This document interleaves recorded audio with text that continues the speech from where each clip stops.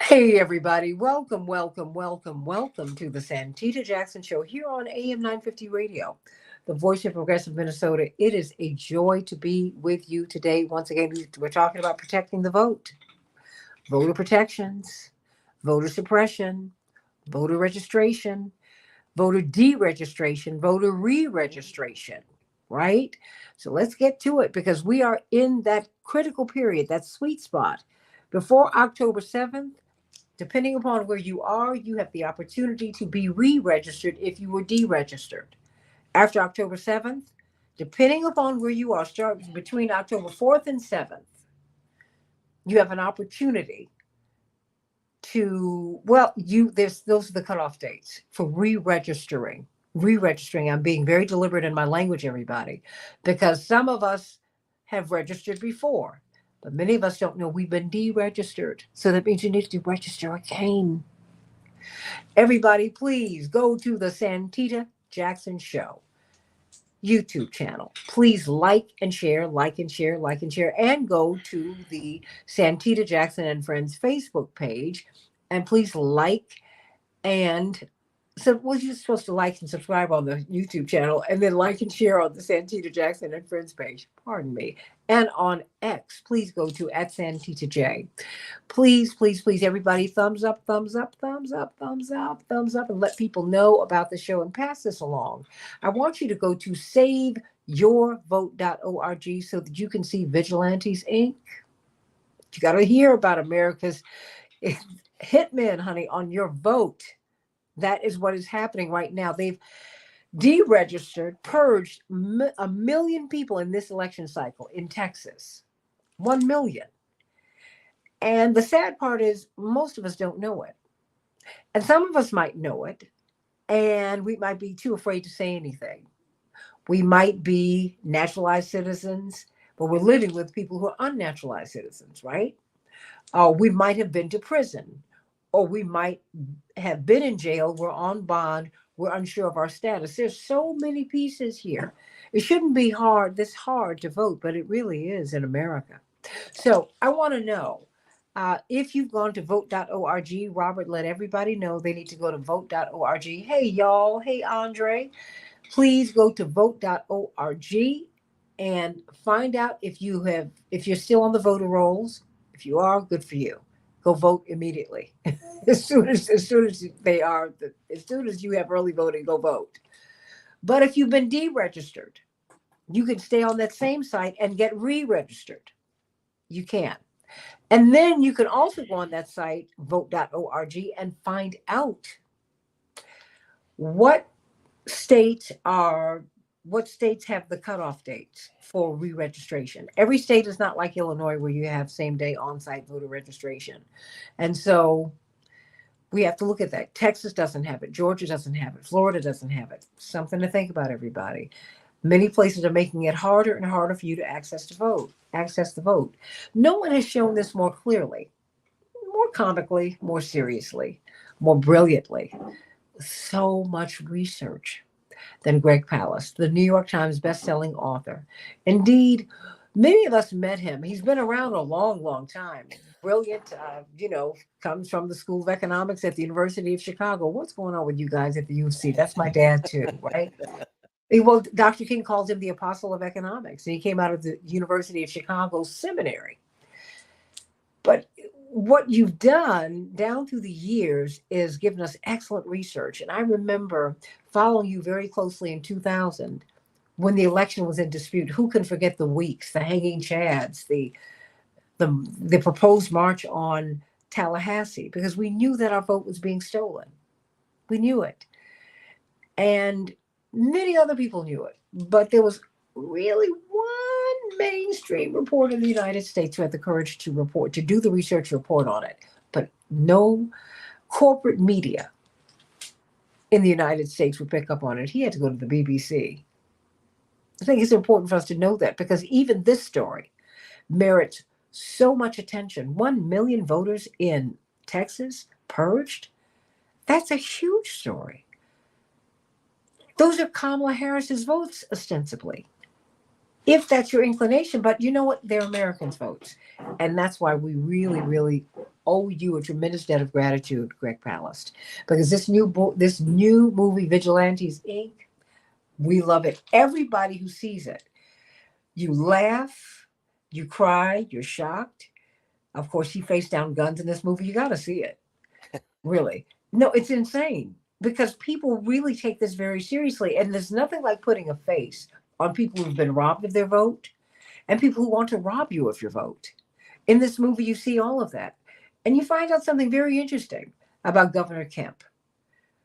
A tie between him and the vote and slavery. Something that no one talks about. I'm not going to bury the lead on this. Let me start there because I want to go through this movie because this week we are pushing. I'm going to have you back on the show before the week is over.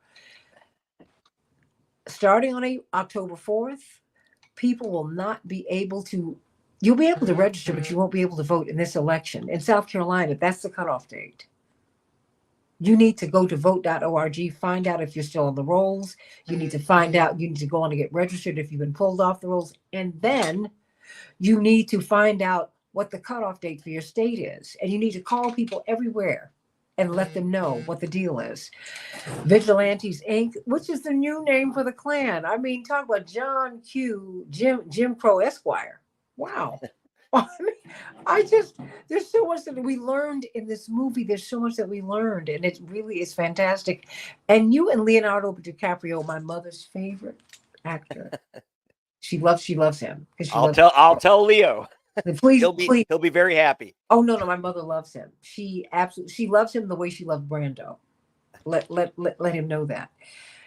That having been said, you've been partnering with his father and with him, and he's made it possible for us to see this movie.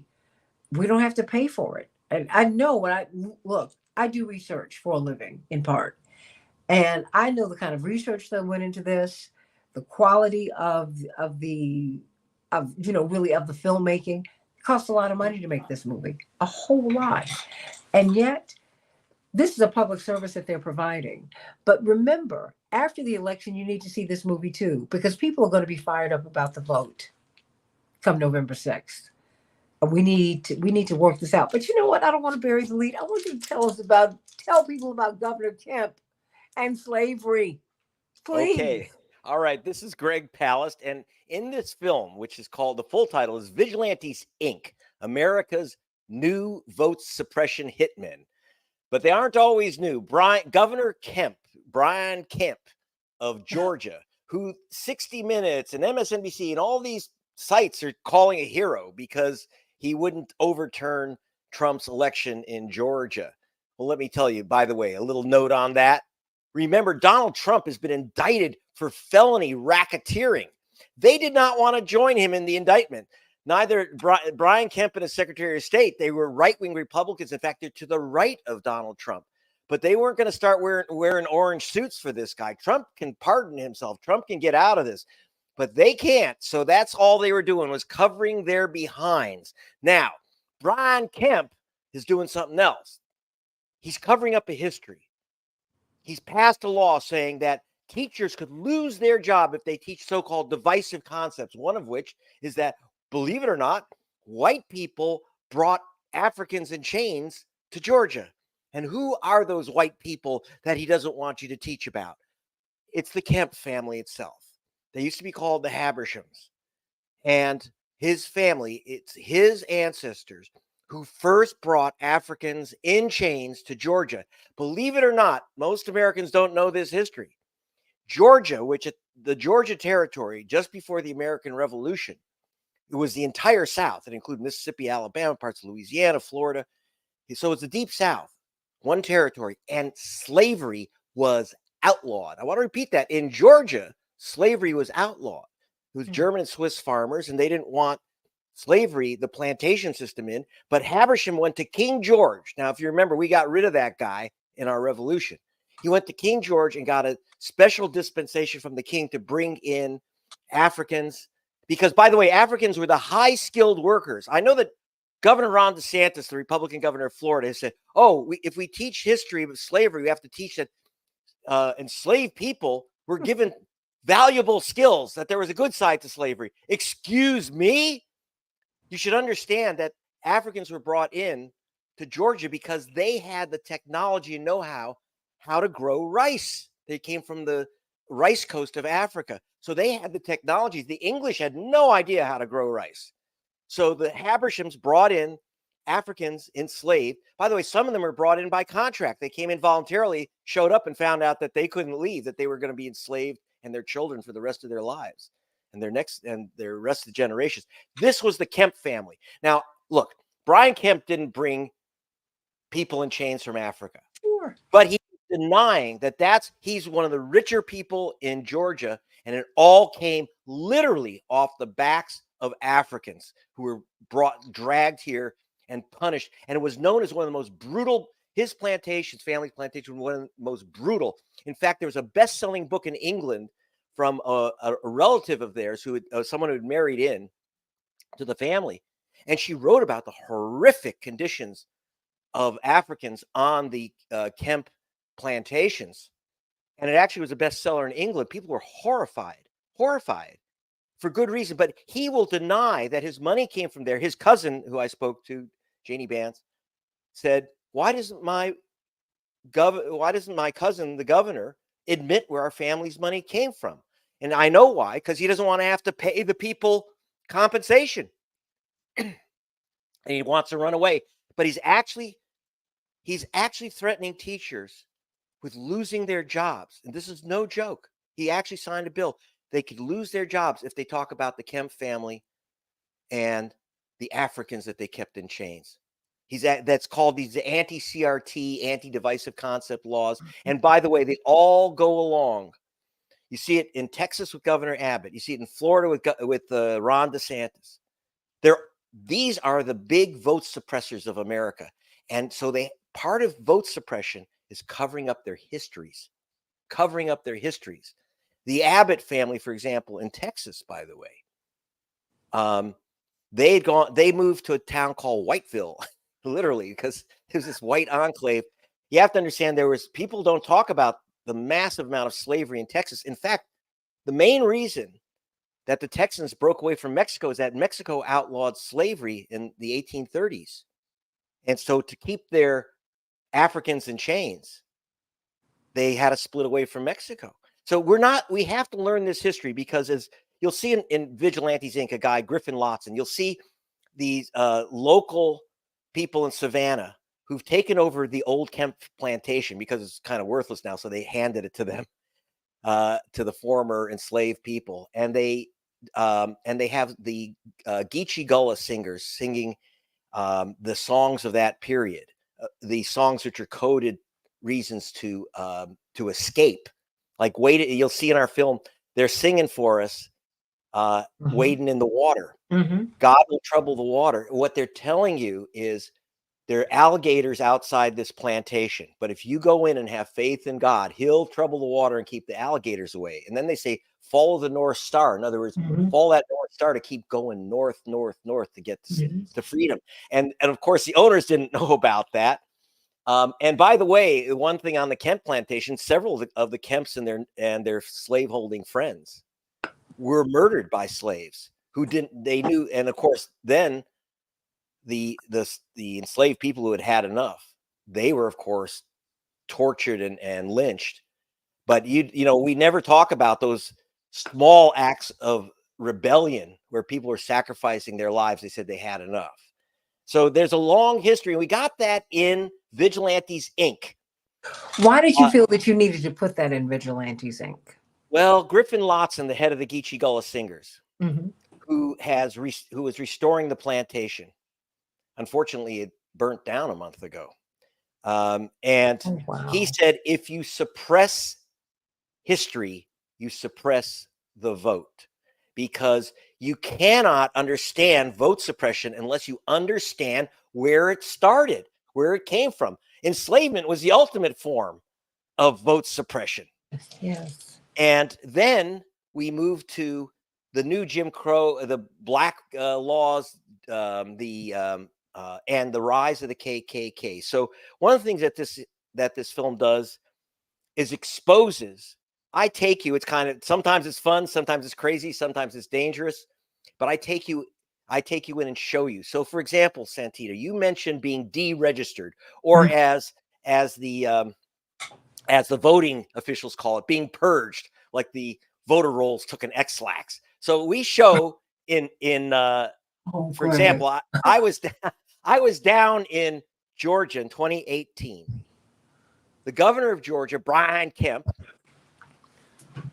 he was Secretary of State in charge of the vote. Now, being in charge of the vote while you're running for office was considered absolutely unethical. Even the Wall Street Journal said Kemp was unethical being in charge of the vote. How did he use this to get This himself is when he elected? was running against Stacey Abrams. Yeah. He was running against Stacey Abrams. So what he did was he removed 500,000 people from the voter rolls, saying, oh, they didn't live at their legal voting addresses. 500,000.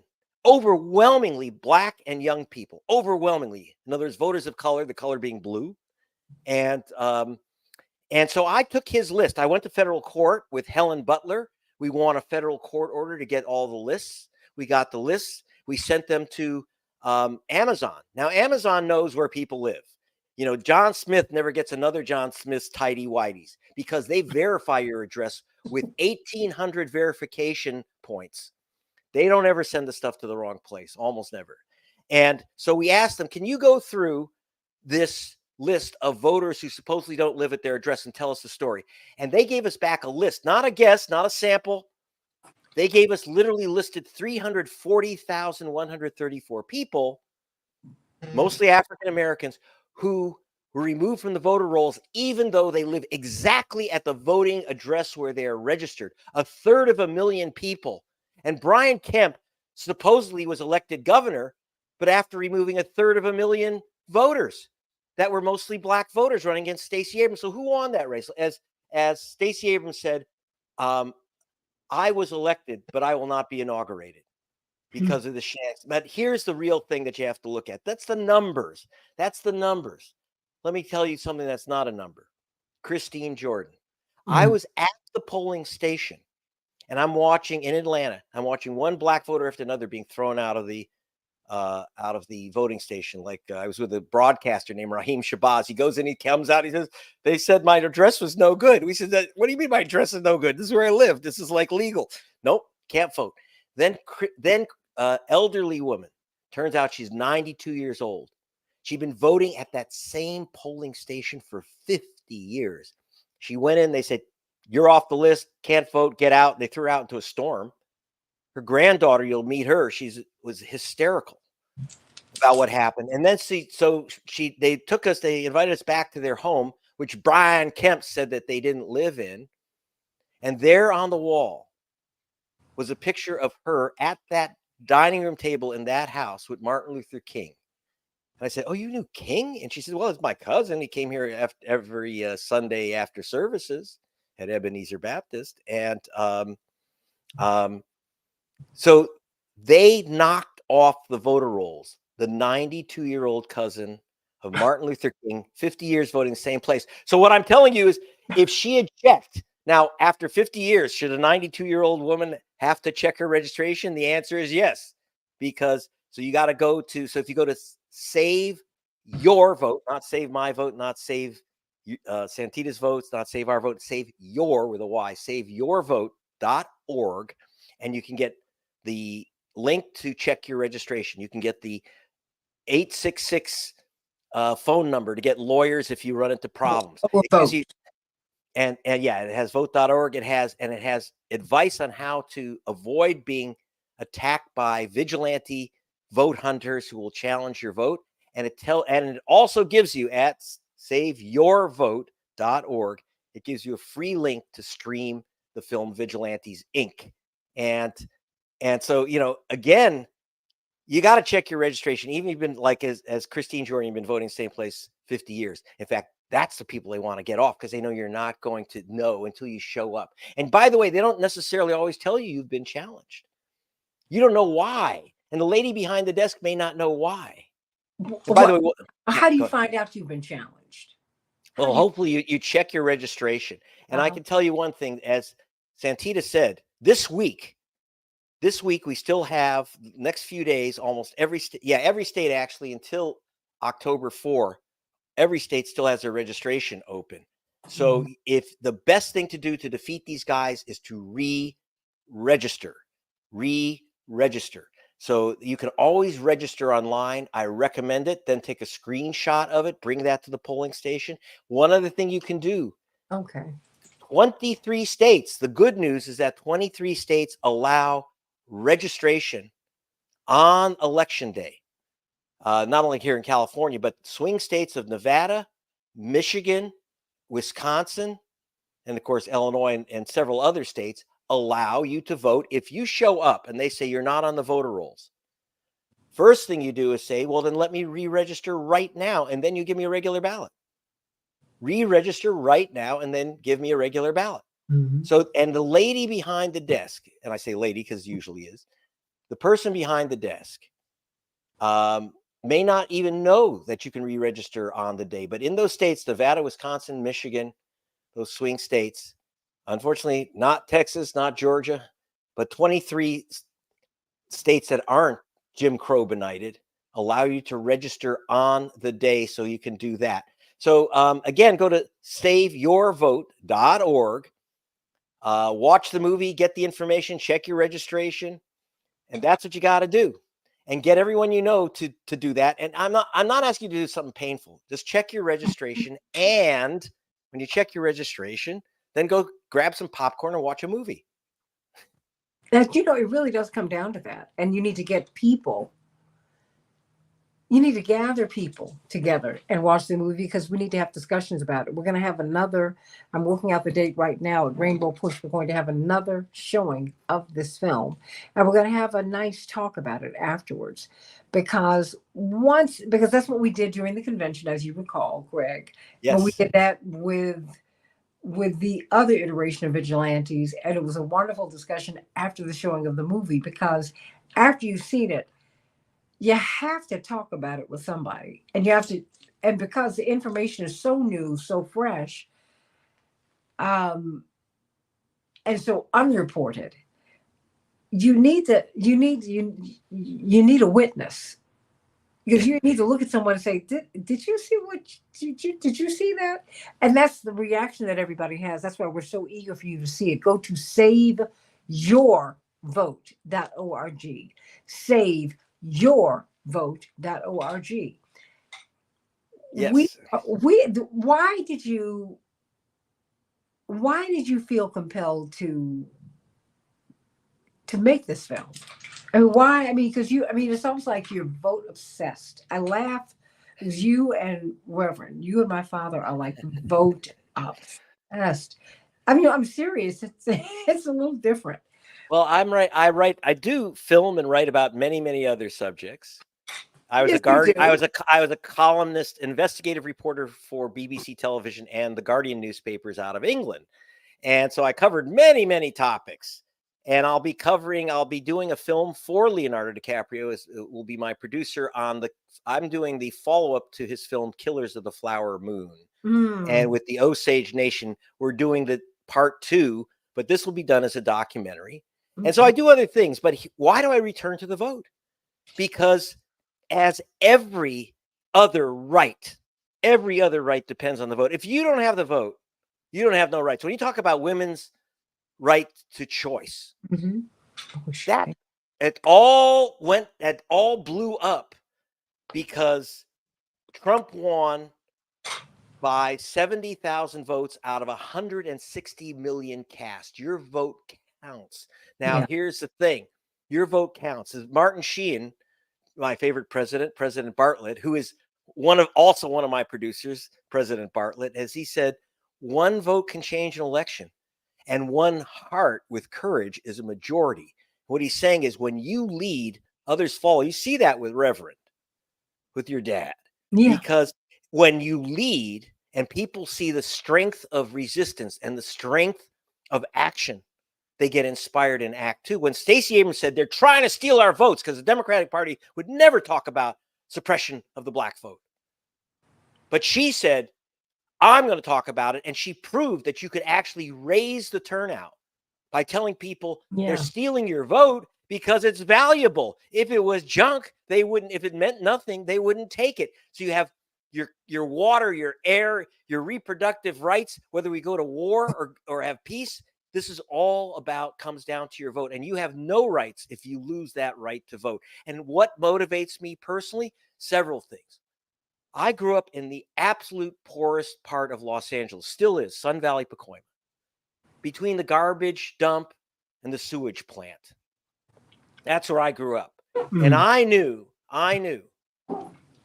we didn't do this to us. We aren't lazy people who didn't want to have good jobs or work. No, that's not our parents. What I saw, I said, someone's doing this to us. And as I got older and got my degree in economics, I realized we had basically a cabal of billionaires who are shoving these candidate clowns down our throat. And unless we get rid of the clown show, these armed and dangerous clowns, we will have no rights. So that's what I'm concerned about. They couldn't do this to us. You see cities wrecked. They could not do that if we had a real democracy. If they let us vote. I mean, you had the Republican Party. I did one story in 2008 when the Republican Party was challenging the right to vote of people who have been foreclosed. They're still living in their legal voting address, but they've been foreclosed on. And the Republican Party in Michigan tried to stop them from voting. And if you remember, in Michigan, Trump only won that state and the presidency by 10,000 votes in Michigan. And by the way, there were 75,000 votes in Detroit that were never counted because the machines broke down. It's not that someone manipulated the software. The machines simply broke down. And Detroit had warned the state, our machines cannot handle this election. They're old. Please let us replace them. But if you remember, they were under the control of the Republican governor at the time. Detroit was bankrupt. They wouldn't give them new voting machines. 75,000 ballots weren't counted, but supposedly Donald Trump won by 10,000 because they said, we don't know who the people of Detroit voted for. Really? These are all black precincts in Detroit. So these are just some of the games, but I want you to meet some of the people who have been under attack. One thing you get in the film, you get to meet the people who have been removed from the voter rolls. You get their stories. And then you get to meet the vigilantes themselves, because I go and confront them for you. They're all armed. They're all nuts. They're all dangerous, but they are all, every single one, a Republican Party official. I'm not being partisan. I'm just reporting the facts, ma'am. I'm trying to find out, where do we go from here? Because right now, the vote is under serious threat. Yep. I mean, this is really a very, very, I think the social contract is on the line, if you will. Yep. Just who are we? Where are we going to go from here? The duopoly has been broken. 27% of Americans are Democrat and Republican. 44% are independent, and those numbers are growing. And people don't trust the vote. They don't trust the way we vote. They don't trust the rules. I mean, and so when we're playing games, Greg, which is what we appear to be doing with voter access and with voter purging. And the reason I said deregistration is because a lot of people say, I registered, so I don't need to re-register. I don't want to be Crystal Masoned. And it's like, no, that's not what will happen here. Right? I'm just wondering, when you look at where we are with the vote, how do you start here? How do you purge 1 million voters in Texas? How does that work? Yep. Well, here's how it works. I'll give you an example. We had a system they have various systems for hunting down minority voters of color. Now, how do they do that? So, for example, they used Texas and 29 other states used a system called interstate cross-check. And what they're doing is supposedly they were looking for people registered in 2 states. NBC, ABC, New York Times, all these things said, oh, what a wonderful system. We're using computers to make sure people don't vote in 2 states in the same election. Well, first of all, they said 7 million voters were voting in 2 states. But here's the interesting thing, Santita. That's a felony crime if you vote in 2 states. Yeah. They arrested not one person on that list was arrested for this felony that they were supposedly committing. So they removed them from the voter rolls. Now, who are these people that were being removed voting in 2 states? Well, the biggest single group, the biggest multiple voter in the country was a guy named Jose Garcia, because they found Jose Garcia registered in Arizona. They found Jose Garcia registered in Texas. And they said, oh, that's got to be the same guy, even though it says Jose Luis Garcia in Arizona, and it says Jose Ignacio Garcia in Texas. By the way, these are real examples. So you might say, and then who's the other one? The second biggest offender of double voting was one guy in Georgia who supposedly voted 238 times. His name is James Brown. James Brown. Now, there's James Brown III, who's supposed to be the same voter as James Brown Jr. He's supposed to be the same voter as, James Harold Brown and James Lewis Brown. They're supposed to be the same voter, different birth dates. Doesn't matter. Here's the trick. They use these statistical tricks. I used to teach statistics. They know that 85 of the 100 most common names in America, according to the Census Bureau, are minority names like Brown, Jackson, Johnson, Hernandez, Garcia, Nguyen, Vietnamese, Ho. Kim Ho is an unbelievably common name among Koreans. So they take these common. So you might say, well, James Brown, that's just a common name. Not for a Republican. So they know what they're doing. This is just one of the gimmicks. And by the way, I want to tell you something that gives you some hope from a man who said we have to keep hope alive, and he did. Your dad led a campaign using my research and films, and we were able to defeat Crosscheck. It's gone. It's gone. We worked with lots of groups, NAACP, Black Voters Matter, ACLU. When we join together and take these things on, that was a campaign led by your dad. We got that thing crushed and removed. But the problem is it's whack-a-mole. So we get rid of interstate crosscheck, and then they come up with another one. They come up with this thing called inactive voters. Now, the federal law says you may not lose your vote because you skipped an election and didn't vote. But Texas figured out, or claims to have figured out, a way around the laws of the United States government. And they're saying, oh, these are inactive voters not voting. Well, it says if you miss an election, you shouldn't lose your vote. And in fact, by the way, most of the people we found on those inactive lists for not voting had voted, but they know what they're doing. And one more you'll find in the film.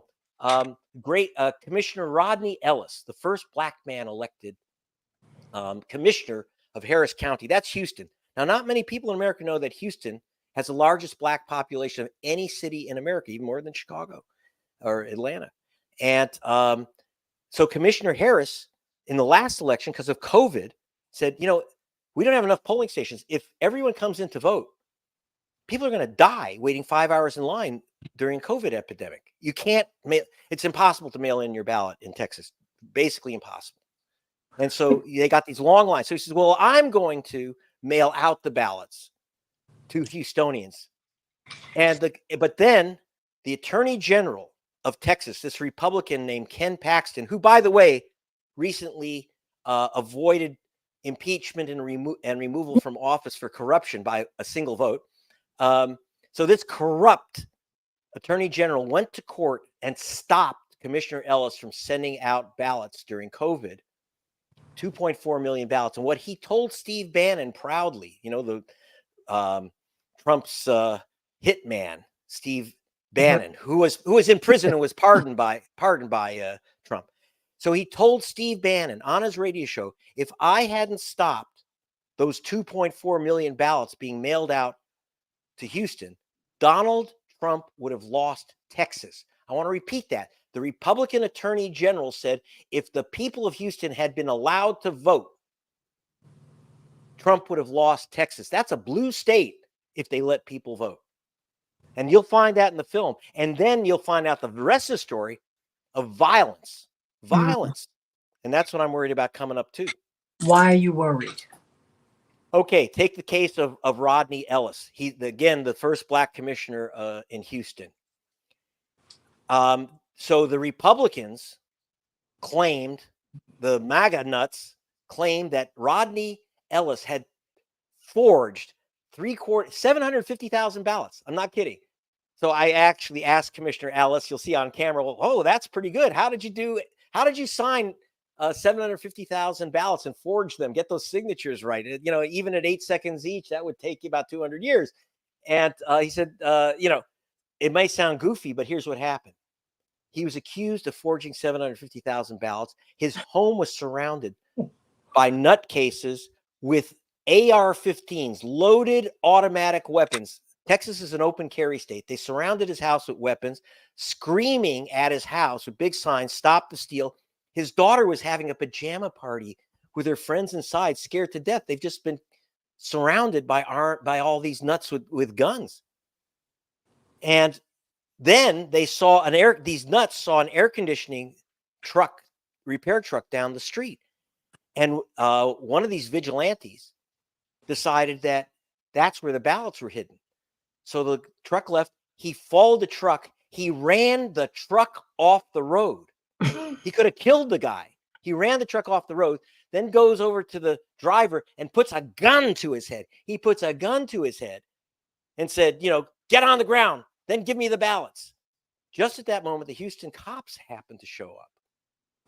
And they said, they see a guy with a gun out and pointing at a guy's head. He said, "What's wrong here?" And the guy with the gun suddenly pulls out a badge and said, "I'm a Houston cop." He was retired.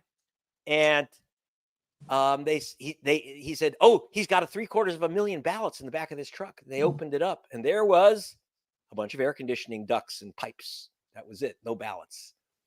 And now this was not some lone nut. And here's why we put it in the film. If it was just some lone nut, I would have just said, well, okay, let it be. Who cares? It wasn't a lone nut. This was one of 50 licensed detectives hired by a right-wing billionaire to undermine Commissioner Ellis and to prove that he was stealing votes. He hired 50 guys. This one vigilante with the gun was paid $250,000. These people are not just random nuts. They are paid. They're paid a lot. They're organized, and very rich right-wing billionaires are funding this stuff, including these vigilante attacks. Yeah.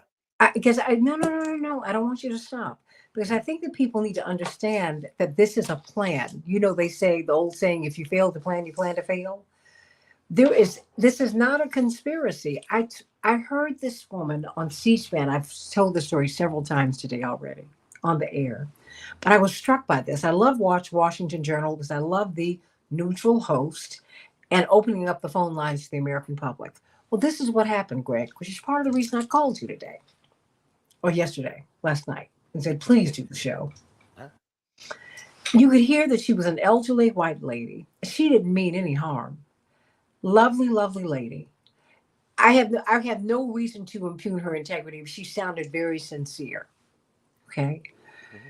She said, there is no such thing as the purging of votes in America, and let me tell you why. And she went through this whole list. She said, first someone needs to present a death certificate on your behalf. If you can't prove that you're dead, you can't be purged. I said, wow, wait a minute. She really does not know. I mean, and a lot of people do not know. I've gotten 3 messages from 3 listeners today, direct messages, DMs. One, Robert came on, was on the show. I mean, he was cycling through the comments. He said, because of the show, I checked out vote.org and I found out that I had been purged because I put street instead of drive in my address. Greg, these people are coming for our votes. 1 million people, 1 million people plus in Texas. That's a lot of votes. What is the end game here? Well, I mean, what are they trying to do? I mean, I realize Republicans, they continue to win even though they have fewer votes. Well, That's one thing we don't talk about in America. The nasty little secret of American democracy. We don't let everyone vote. And we don't count all the votes that are cast. And I'm not talking about manipulation by computers. That I haven't seen. It's very much more direct. Okay. So the reason the film, by the way, is called Vigilantes Inc., America's New Vote Suppression Hitman, is that this is a very new system of knocking voters of color off the voter rolls. It started in 1946 when the Ku Klux Klan decided to challenge every voter, every black voter in Georgia. They removed most of the black voters of Georgia. And to enforce it, by the way, in the middle of this, they lynched 2 veterans and their wives who were insisting on voting. So they enforced it as and they actually got a Klansman, Eugene Talmadge, a high-ranking Klansman, elected as governor. But at the time, the FBI, by the way, came in and said, that's illegal. This is even before the Voting Rights Act. They said it's a violation of the 15th Amendment of the Constitution. So they were about to arrest the Klansman who had been elected governor, but he got out of the indictment because he had a collision with a bottle of bourbon and drank himself to death just before his arrest. But now it's been brought back. It's been brought back by Brian Kemp and all these other governors. It started out in 2020 with 88 vigilantes. Here's the danger. Every single state has on its book an old Jim Crow. I mean, every state in America has an old Jim Crow law on their books, which says any individual voter can challenge any other voter in their county and say, don't let them vote. You have to say you have reason to do it, but that's all you have to do is say, I have reason to believe this is not a legal voter. That's it. But and you had a woman who challenged 32,000 votes? Yes. And so in the film, so in the film, you'll see I confront one GOP. She's running for a vice chair of the Republican Party. She works for Marjorie Taylor Greene. Women, let's set this up because he almost got shot. Go. Okay. Because I thought that was the craziest thing because you're sitting in this woman's house. Yes, and so yes, you started off very, very nice and sane. And I do crazy. I usually, because I go start in kind of undercover. They don't know who I am, and then I put on my hat, and suddenly they begin to realize. It takes them a while. But this one woman, she challenged 32,000 of her neighbors. Again, 32,000. Unbelievable. So, and the way she did it, like when the Klan challenged all these black voters, they had to fill out a piece of paper saying Joe Black shouldn't vote because he didn't pay his poll tax or something. But all she had to do was say, I have reason to believe these 32,000 people shouldn't vote, and they're knocked off the voter rolls. 32,000. She sent an email to her county executive. Now, what I did is, so I got into her house to do a little interview, and I showed her a photo of one of her black neighbors, Tamara Horn is her name, young black woman. And Tamara lived down the street. I went to her house, so I knew that it was legit. And I said, have you ever seen this woman? Oh, no. Have you ever called this woman? Oh, no. Never go to her house? Oh, no. I said, but you challenged her right to vote. And suddenly she realized I was talking about her list. And she said, well, I can't call 32,000 people. How do I call 32,000 people? And I said, yeah, but you challenged their right to vote, all 32,000. And that's just one. There was another one you'll see in the film.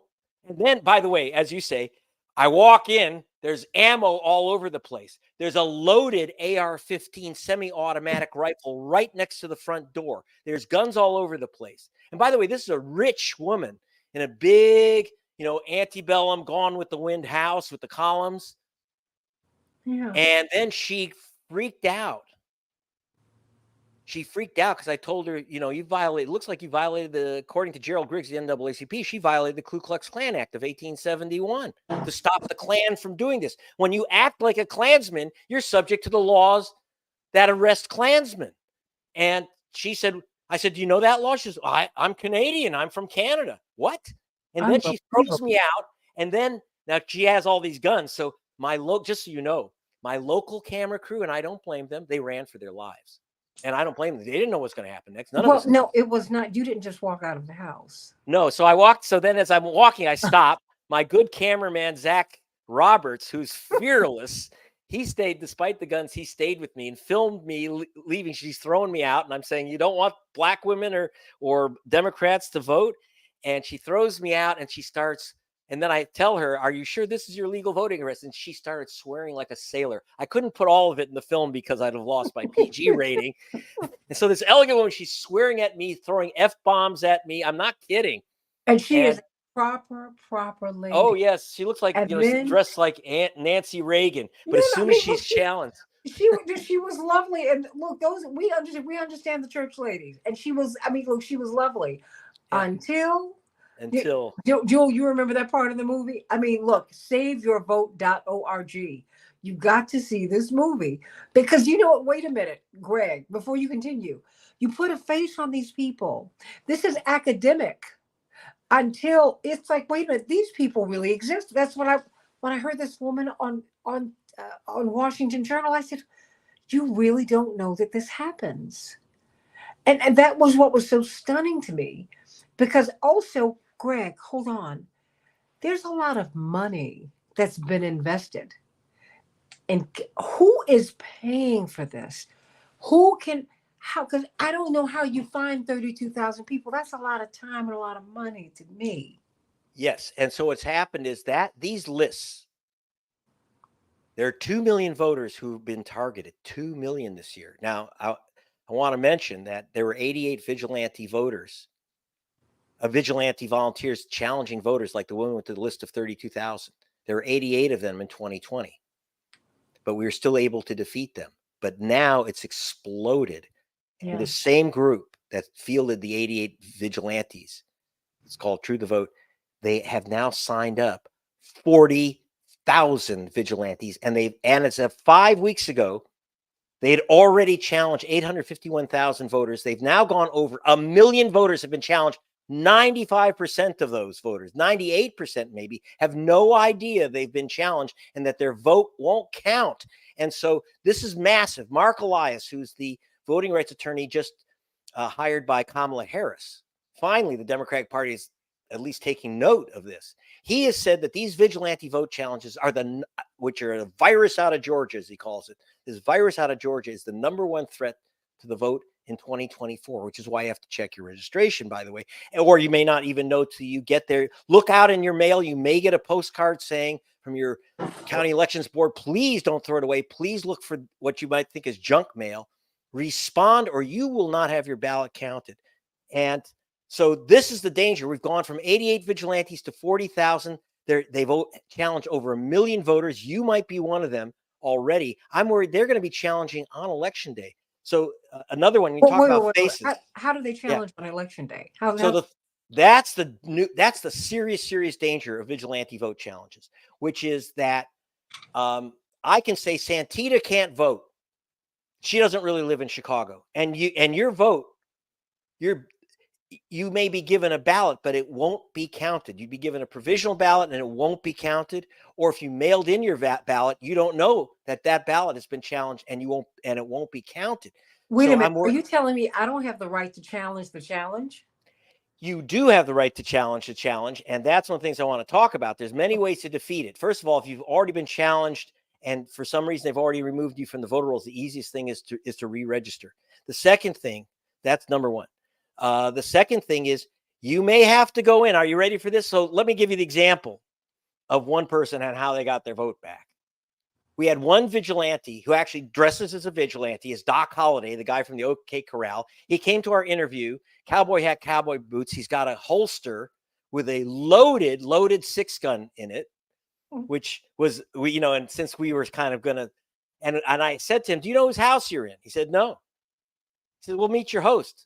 And the host came out, Major Gamaliel Turner, career Army, one of the nation's top experts in war of the future, and an African-American officer. And this vigilante with the 6-gun had challenged his vote and challenged 4,000 other voters in Columbus, Georgia, which is Fort Benning. Most of the people on the list that he challenged were African-American soldiers assigned to other bases. Guess what? You don't lose your vote when you're a soldier and you're assigned to Afghanistan or California or Germany. You don't lose your vote. Even if you're a black soldier, you're not supposed to lose your vote. If you're an American citizen and a soldier, you get an absentee ballot. And what he did was he challenged Major Turner's vote because Major Turner had been assigned to California to Fort Hueneme. And he calls up the voter registrar. It's 2 days before the election. And he says, I haven't received my absentee ballot. Where is it? And they said, Mr. Turner, you've been challenged. He said, what does that mean? You can't get your ballot. What do you mean I've been challenged? They said, no problem. Just come in, prove you're an American citizen, prove your address, and we'll give you your ballot. And he says, wait a minute. You're telling me 2 days before an election that all I have to do is fly 2,600 miles and prove that I am an American citizen? This soldier, I have to prove I'm an American citizen, fly 2,600 miles. He says, you talk to fools like that. I'm not a fool. And I said, is this a Jim Crow trick? And he said, it's no different than the 50s when a black person had to guess the number of jelly beans in a jar. It's the old Jim Crow, but it's now updated to cyberspace. And so, believe it or not, Major Turner hired Mark Elias as an attorney, flew in from Washington, went to federal court. Who's Mark Elias? Oh, Mark Elias is one of the top voting rights experts in the country, just hired by Kamala Harris, which is, again, something new for the Democratic Party to actually note that there's vote suppression. And he got out, and then ultimately, as these lawsuits and everything kept going, Major Turner did have to fly 5,000 miles round trip, and he got his vote counted. Just his. Imagine what he had to go through. Just his. The other 4,000, most of them black soldiers, never got their vote. They only gave Major Turner his vote because he flew 5,000 miles. Now, this is the type of thing. Now, you can, if they give you if they say you've been challenged, they may not even know why you're not on the rolls. They might try to give you a provisional ballot, as the great Barbara Arnwine, the great voting rights attorney, says, don't accept a provisional ballot. Say, I want a regular ballot. I want a regular ballot. I want a regular ballot. I'm not going to take a provisional ballot. Because what happens, the nice person behind the desk says, all you have to do is fill this out. They'll check your registration, then they'll count your vote. No, they won't. If you're challenged, you're challenged. If you're purged, you're purged. You fill out the provisional ballot, they're going to throw it in the garbage. According to the U.S. government, 10 million provisional ballots were cast in the last election. 10 million. 2.7 million, almost 3 million of those ballots were never counted, thrown in the garbage. No, Santita, it's not random. Say that one more time about the provisional. 2.7 million provisional ballots were thrown in the garbage. 2.7 out of 10 million cast. But remember, Donald Trump won in 2016 by 70,000 votes. So when you talk about 2.7 million votes, Hillary Clinton's victory was in that dumpster of votes. And I'll tell you why. And it's not random. Also Al Gore. And Al Gore, but let me tell you about John Kerry. Yeah, let me tell you about provisional ballots. It's not random. Who's in that pile of 2.7 million thrown away ballots? If you're Black, Hispanic, or Asian American, the chance you'll be handed a provisional ballot is 300% higher than if you're white. 300. So first, if you're a voter of color, you're way more likely to be shoved to a provisional ballot. In addition, then you talk about the rejection rate. Rejection rate of Black voters' ballots is 700% higher than the rejection rate for white voters. So in other words, so most of those overwhelmingly, these provisional ballots are voters of color. But even once they get those ballots and they throw away a third of them, they're throwing away almost all the ones that they're throwing away are Black voters. That's the statistics. That's the statistics from the Election Assistance Commission, from the Civil Rights Commission. I'm a statistician, so I've been talking to my other statisticians. We've been going through this stuff. I said, people don't understand this. When I was at BBC, we had a report. When we would report an election, we'd say, in this district, 10,000 votes for the Tories, 12,000 votes for the Labor Party. And then we would announce, and 9 votes were not counted and rejected. We announced that. In America, we never announce the number of votes not counted because it's millions and millions and millions of votes are literally cast and never counted, including, So that's that's why you're going to have to work hard at this. Don't accept the provisional ballot. If you do, you're going to have to do something called curing your ballot. In the state of Georgia and many other states, that means you have to physically go into the county clerk's office after the election and show them your ID and show them proof of address. You may have to show them proof of citizenship. I'm sorry about this, that you're going to have to do that. But the only way Biden, by the way, won Georgia last time is that Barbara Arnwine and Black Voters Matter and the Transformative Justice Coalition, not the Democratic Party, by the way, but the voting rights groups, called thousands and thousands of people and said, you have to go in and what they call cure your ballot. You got to save your ballot. And people did, to the Republican Party's shock. Thousands of people went to those clerks' offices and proved that they showed them their ID and address verification. And that's how Biden won that state. And it was the voting rights groups. Again, it wasn't the Democratic Party, it was the voting rights groups. But I've got to give you the last 2 minutes here. Okay. The parties will not save you. If anything, that is something I've learned from Reverend Jackson, from my father. He said, look, I never waited for any party to register people to vote. I just knew we needed to get registered to vote. That was it. And I don't wait for the party. The party has to catch up to me, or the parties have to catch up to me. That's why I told you I'm not locked into a party. I'm a registered Democrat. I got it. But the thing is, Black people have had allegiances to whatever party has worked for them. Other people do that. And that's where I am. I need you to work for me. Now, I want the Democrats to stand 10 toes down on my voting rights. But I think Republicans should do that too. But I'm very clear that the original intention of the founding fathers was for have none of us to vote, because we were not white men who were property people, who were landowners. Okay, so there's that. So the thing is, what Greg Palast is doing is so important. You should go to gregpalast.com. Go to his website, populate it. Go see the movie. Go to saveyourvote.org. Because that's Robert. I'm telling you, and Kamala is my choice, but that's not a religion. I feel I can work with her, and I'm done with that.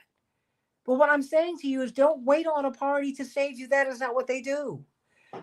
It is an intrepid reporter like this man who says, you know what? Something's not right here. I am going to put my resources, and it's hard to get this stuff funded, but I'm going to put my resources. And you know what? I'm going to prove to you that you all are not doing right by Americans, period. Because that is what we are. The last 2 minutes belong to you. Okay.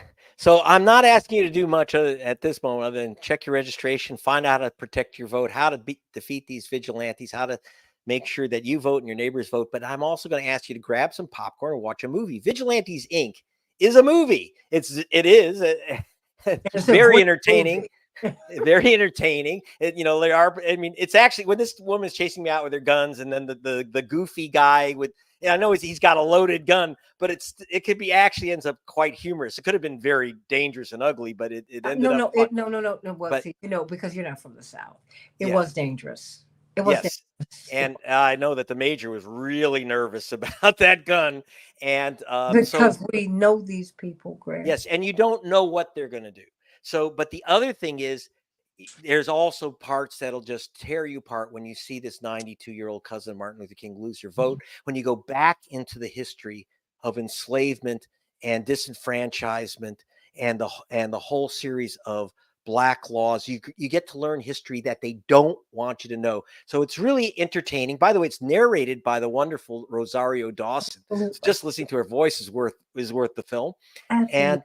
And you can also go to, if you want the other way to get the film and to get my follow-up reports, is to go to gregpalast.com. There are links to the film there. Again, it's free.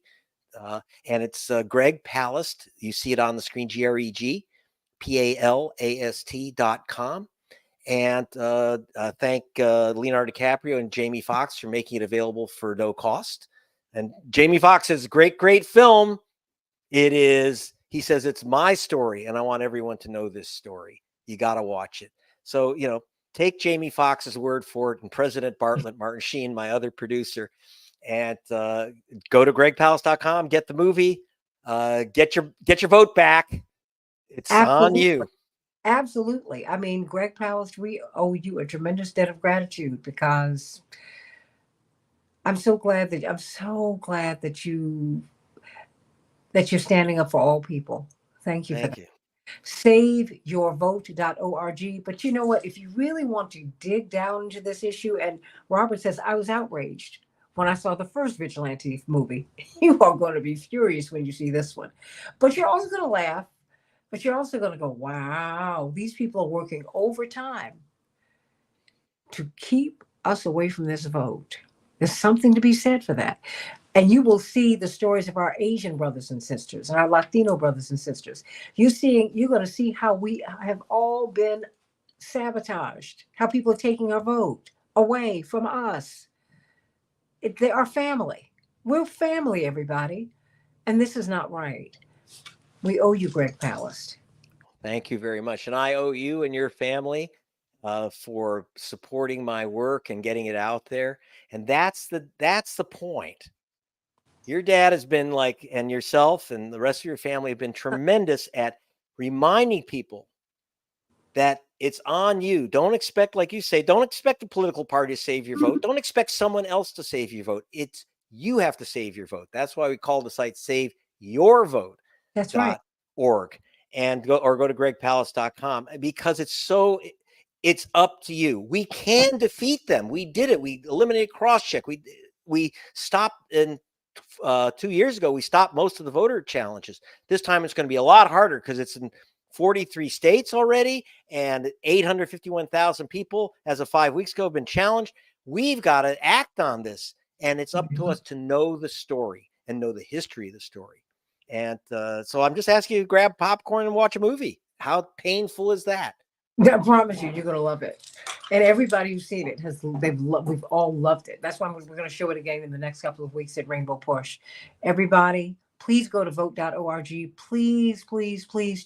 And tell everyone to go to vote.org and find out if you are still on the voter rolls. You can get re-registered there as soon as you find out that you might have been removed. And then you can find out what the cutoff date is. The cutoff date starts on the 4th. This week. It ends on the 7th. So everybody, please get out there and vote. Your life does depend on it. And Robert Williams says, shalom, and enjoy the rest of your Sunday. And I believe this is your high holy season, yes? I'm Oh, really that I should be, but I would say yes. I think every season, to me, voting season is holy season. Oh, well, I hear you, but for my brothers and sisters, Happy New Year, yes. And that's right, of the Jewish faith, I wish you the most blessed of holy seasons. It's the new year, and it should be a new you. How about that? Thank you. Sending you so much love. See you in LA in a couple of weeks. I can't believe it's just a couple of weeks away. Okay. See you tomorrow on the same